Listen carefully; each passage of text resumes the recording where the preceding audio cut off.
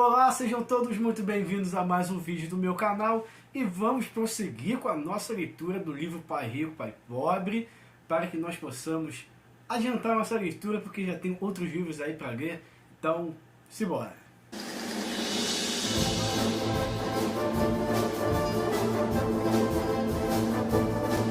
Continuando a nossa leitura nesse maravilhoso livro que nos ensina sobre como modificarmos a nossa vida financeira, coisa que nós não sabemos muito, né? Ainda mais no nosso país, aqui no Brasil.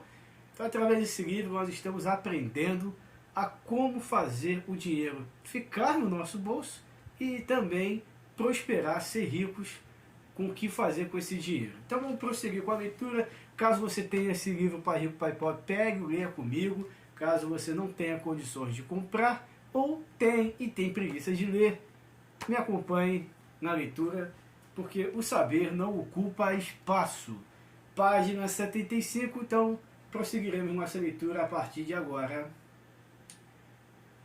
Como a conquista de um sonho financeiro se torna um grande pesadelo. A visão cinematográfica de pessoas trabalhadoras tem um padrão definido.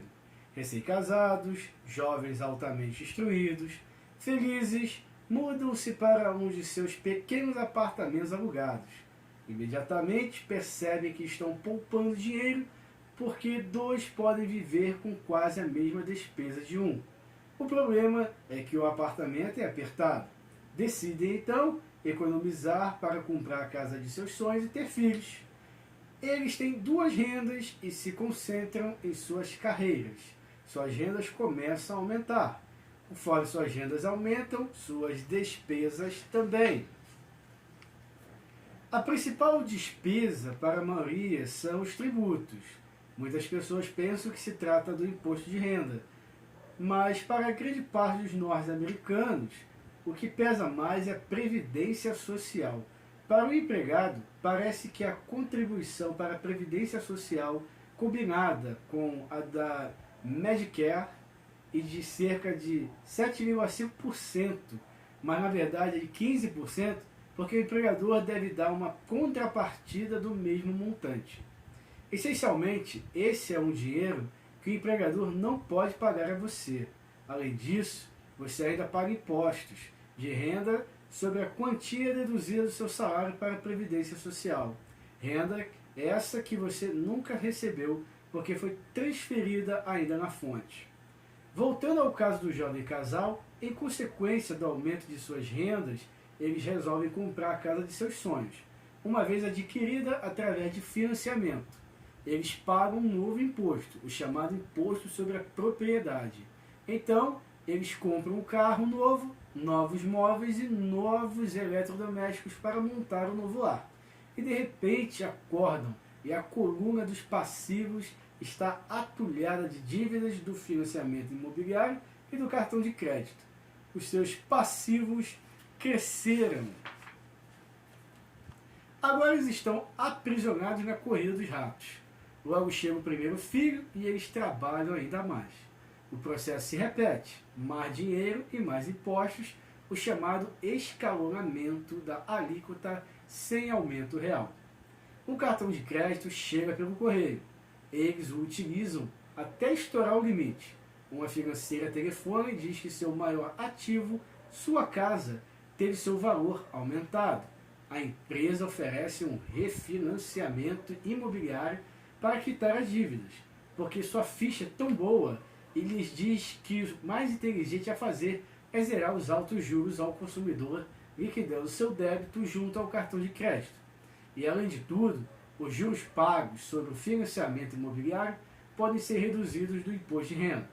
Eles aceitam e zeram os débitos de seus cartões de crédito onerados pelo elevado juros ao consumidor. Suspiram aliviados. A dívida com o cartão de crédito está encerrada. Agora suas dívidas de consumo estão somadas ao financiamento da sua casa própria. As prestações mensais são reduzidas porque ampliaram o financiamento para 30 anos. É o melhor a fazer. O vizinho os convida para ir às compras.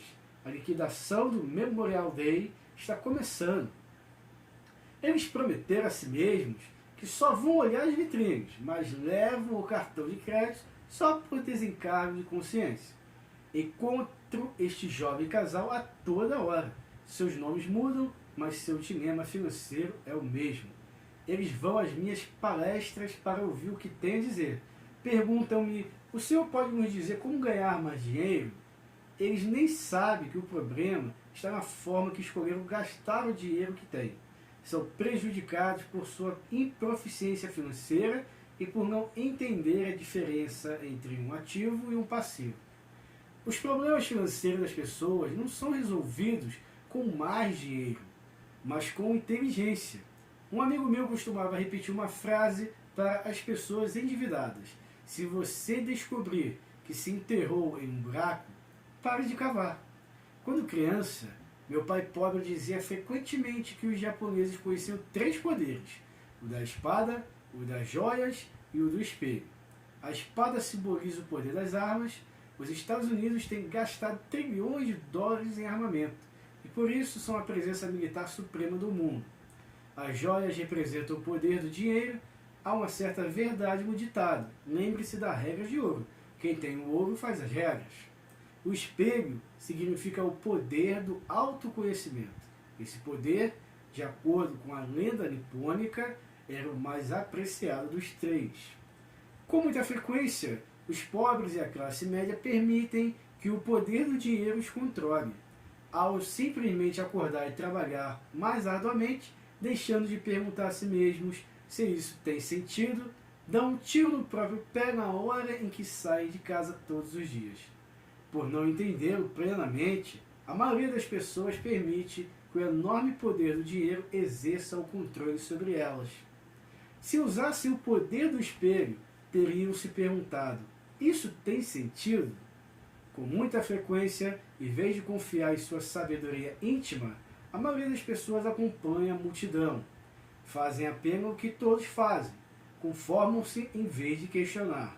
Muitas vezes, repetem sem pensar o que lhes foi dito. Diversifique. Sua casa é um ativo. Sua casa é o seu maior investimento. Você terá uma redução nos impostos endividando-se mais. Consiga um emprego seguro. Não assuma riscos. Diz-se que, para muitas pessoas, o medo de falar em público é maior do que da morte. De acordo com psiquiatras, ele é provocado pelo medo do ostracismo, de aparecer, das críticas, do ridículo e de se tornar um pária. O medo de ser diferente impede que muitas pessoas busquem novas formas de resolver seus problemas.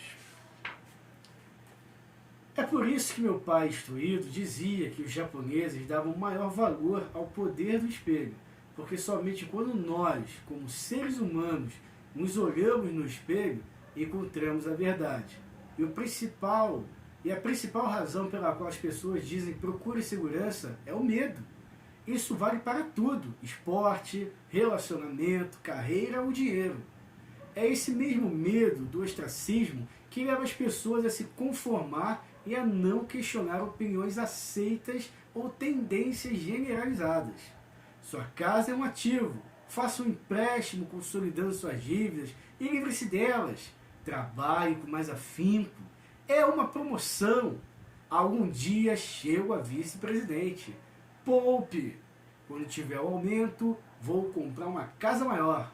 Fundos mútuos são seguros. Muitos dos grandes problemas financeiros são causados pelo desejo de se acompanhar a maioria e não querer ficar atrás do vizinho. Ocasionalmente, todos nós precisamos nos olhar no espelho e seguir nossa sabedoria interior, e não nossos medos. Quando Mike e eu estávamos com uns 16 anos, começamos a ter problemas na escola. Não éramos maus garotos, apenas começamos a nos distanciar da maioria. Trabalhávamos para o pai de Mike depois das aulas e nos fins de semana. Muitas vezes, Mike e eu passávamos horas depois do trabalho sentados junto do pai enquanto ele se reunia com diretores de banco, advogados, contadores, corretores, investidores, gerentes e empregados. Ele era um homem que deixara a escola aos 13 anos e agora dirigia, instruía, comandava e questionava pessoas com alto nível de escolaridade. Elas acorriam ao seu chamado e se preocupavam quando ele não as aprovava. Esse era um homem que não tinha acompanhado a multidão, que pensava por si próprio e detestava as palavras. Temos que fazer assim porque todos fazem desse jeito. Ele também odiava ouvir: não é possível. Se quisesse convencê-lo a fazer alguma coisa, bastava dizer: acho que o Senhor não consegue.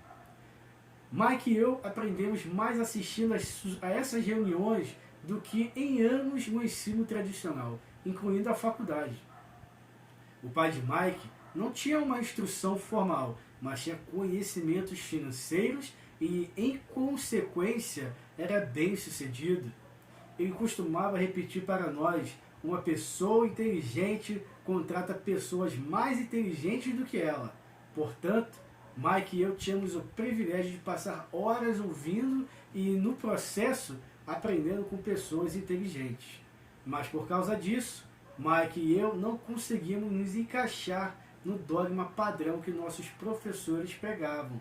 Isso criava problemas. Sempre que um professor falava: se não tirarem boas notas, vocês não se sairão bem no mundo real, Mike e eu franzíamos as sobrancelhas.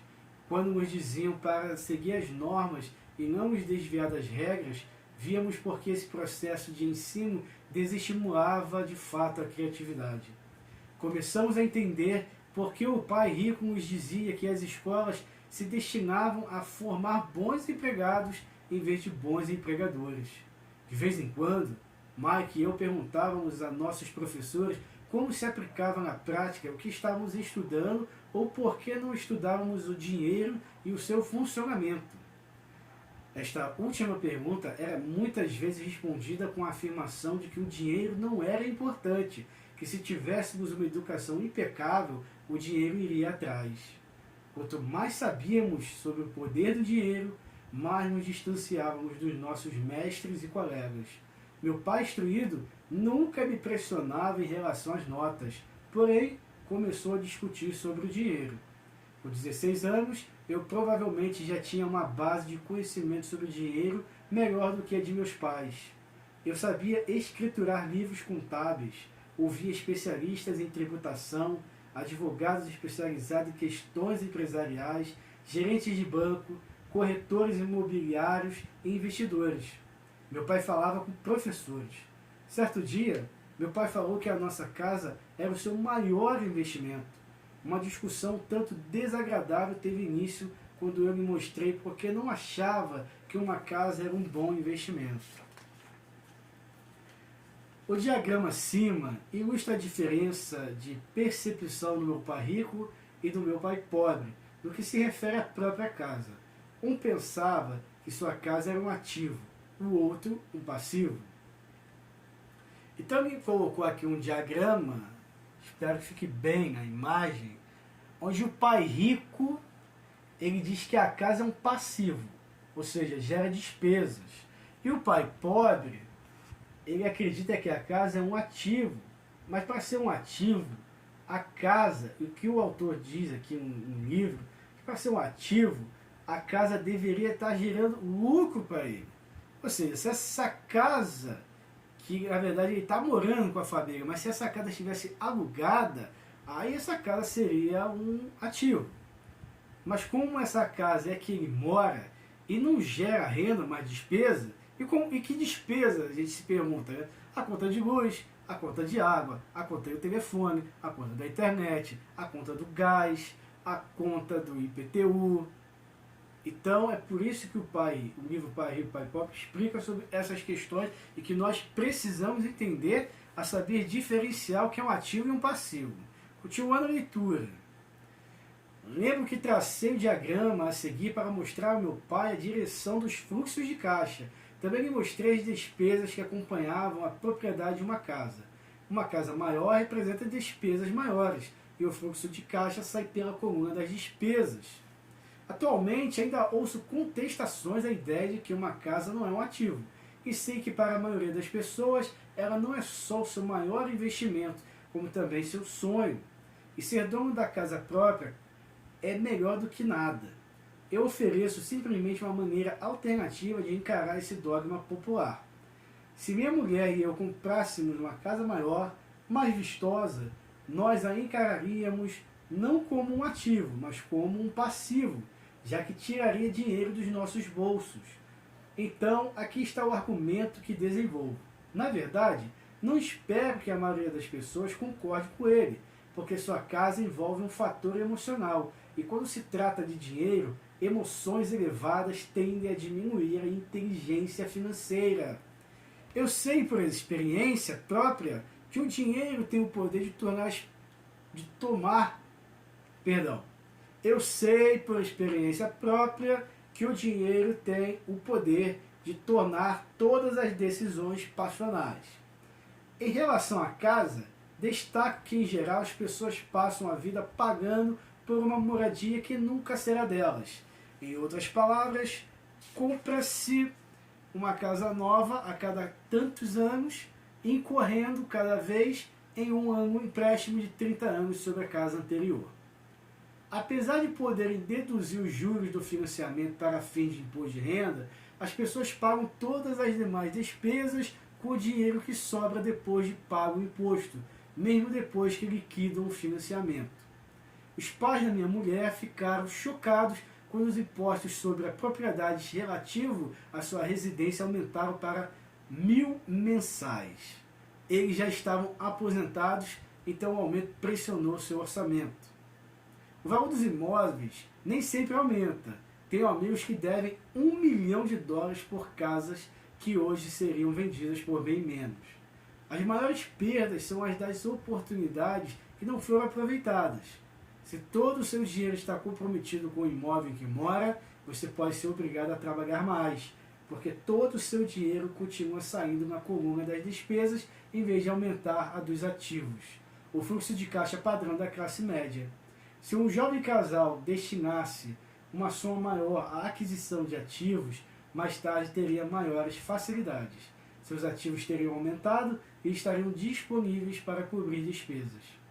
Tomar a decisão de adquirir um imóvel muito caro, em vez de formar um portfólio de ativos, afeta um indivíduo pelo menos 3 maneiras, elencadas a seguir.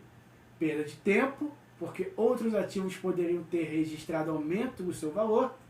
Perda de capital adicional, porque poderia ter sido investido em vez de destinado às altas despesas de manutenção do imóvel. E a terceira, perdas educacionais. Com muita frequência, os casais consideram seu imóvel residencial, as poupanças e o plano de aposentadoria como o total da sua coluna de ativos. Por não ter dinheiro para investir, eles simplesmente não fazem. Isso lhes custa a experiência do investimento. Quase nunca consegue se tornar o que o mundo dos investimentos denomina um investidor sofisticado. E os melhores investimentos são, em geral, oferecidos primeiro a esses investidores, que por sua vez os vendem para as pessoas que buscam segurança. Não estou dizendo que não deva comprar um imóvel. O que estou dizendo é que você deveria entender a diferença entre um ativo e um passivo. Quando quer uma casa maior, primeiro compra ativos que vão gerar fluxo de caixa para arcar com o imóvel. A demonstração financeira do meu pai instruído é a melhor possível para alguém que está na corrida dos ratos. Suas despesas sempre acompanharam sua renda, de modo que ele nunca investiu em ativos. Em consequência, seus passivos eram maiores do que seus ativos. O diagrama a seguir refere-se à demonstração financeira do meu pai pobre, comparada à do meu pai rico. Ele vale mais do que 1000 palavras. Revela que seus rendimentos e despesas são iguais, enquanto seus passivos são maiores do que seus ativos. E aqui coloca a demonstração financeira do pai pobre, onde ele fala que a renda e a despesa são praticamente do mesmo valor, por isso os retângulos são praticamente do mesmo tamanho. E a demonstração financeira do pai rico, você vê que o retângulo da renda é bem maior do que o retângulo da despesa e o retângulo dos ativos bem mais desenvolvido que o retângulo dos passivos. A demonstração financeira pessoal do pai rico, à direita, reflete os resultados de uma vida dedicada ao investimento e à minimização dos passivos. E ficamos por aqui. Muito obrigado a você que acompanhou esta leitura e que vem acompanhando diariamente, quando eu posto, né? Corriqueiramente, melhor dizendo, essa jornada na leitura, e que possamos prosseguir em frente, porque já temos mais livros aí para lermos juntos. Então, se inscreva no canal, comente qualquer coisa nos campos de comentário para ajudar a engajar este singelo canal. Curta esse vídeo, compartilhe para aquele seu amigo que você sabe que gosta de leitura, e até o próximo vídeo.